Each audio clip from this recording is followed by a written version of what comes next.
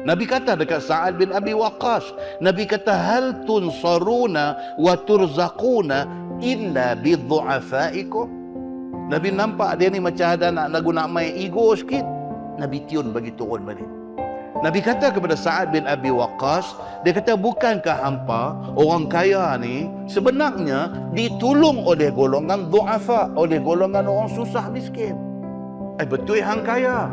Tapi siapa duk jadi pekerja yang duk buat kerja kau sampai hang jadi kaya? Orang susah. Tuan, kita hidup dalam dunia ni, kita tak boleh hidup seorang. Tak boleh. Nasi kita duk makan tu, satu mulut nasi kita suap tu, berapa orang terlibat tu dalam nasi tu? Bukan orang buat bendang saja. No, sampai orang yang duk jaga tali ayak, sampai orang yang duk buat baja, nak pergi bubuh di bendang, sampai orang yang mai ambil upah menanam, orang mai ambil upah mengerat, orang semua tu terlibat dalam nak menghasilkan beras yang jadi nasi kita makan. Nasi satu suap kita nak suap dalam mulut tu, berapa ratus orang terlibat tu nak menghasilkan nasi yang suap tu. Hak duk terlibat tu bukan semua orang senang, banyak orang susah.